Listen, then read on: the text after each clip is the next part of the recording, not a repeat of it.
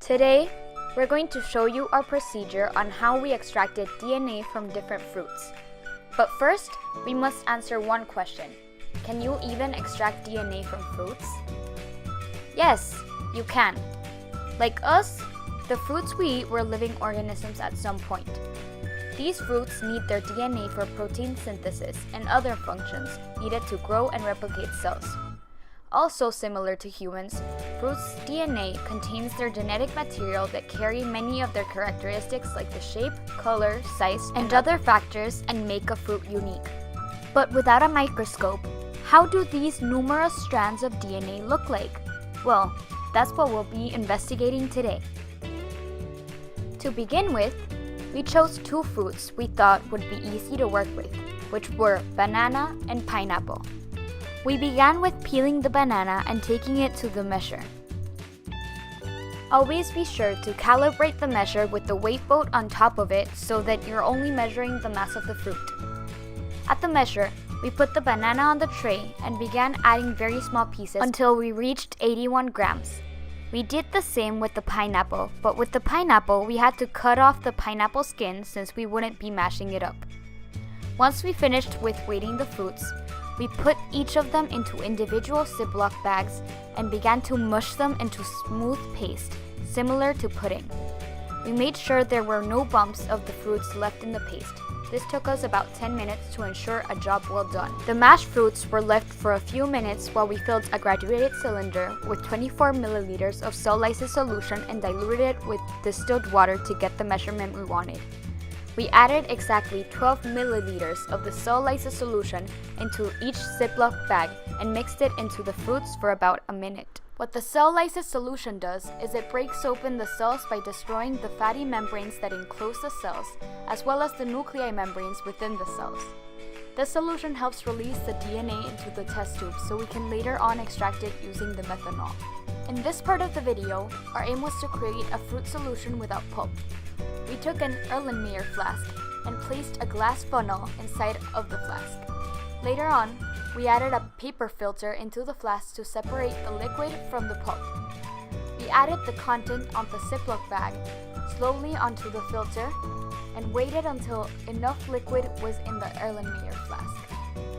Once we had our prepared solution in the Erlenmeyer flask, we added cold methanol into the pineapple solution, but to do so, we had to add it by tilting the glass and dripping it on the side of the glass. With the banana solution, we first transferred it into the centrifuge tubes and added the methanol in the same way to the tube. After the methanol was added, both solutions were put in the centrifuge tubes using a pipette. Quickly, we could see a production of a gelatin-like substance on top of each solution. This is DNA.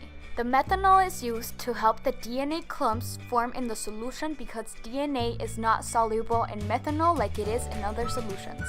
Since the methanol is placed on top of the solution, the clumps move into the methanol and become more visible.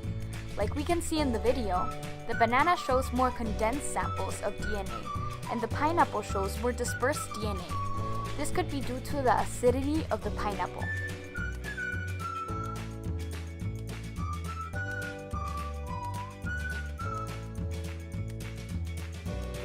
Using a clean pipette, we extracted the DNA gelatin and transferred it into the Spectrovis Plus cuvettes. We filled the cuvettes nearly to the top and sealed it with the cuvette lid given to us. After we were done preparing our DNA samples, we took it to the spectrophotometer for measuring the absorbance of wavelength. The spectrophotometer works by measuring the amount of light being absorbed by a substance, such as nucleic acids, in the case that what is being tested for is the purity of the DNA sample.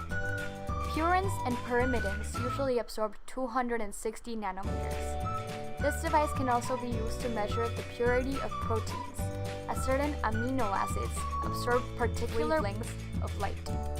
In the case of proteins, the chemical composition of the actual protein is what would affect how much light is being absorbed and the readings on the spectrophotometer. The results of this experiment were the following. For the banana, the absorbance at 900 nanometers was 0.200 nanometers and 0.100 nanometers. For the pineapple, the absorbance at 900 nanometers was 0.020 nanometers and negative 0.041 nanometers.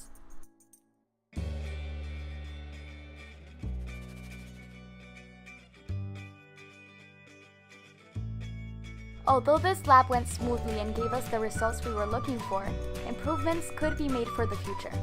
Did you notice how the DNA extraction from the banana was clearer as it had the DNA layer almost at the top of the test tube?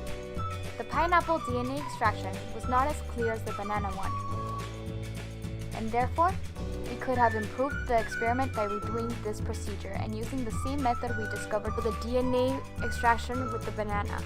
This way, there would be a clear layer of the DNA sample found in the pineapple sample. Yet, due to time constraints, we were not able to do this.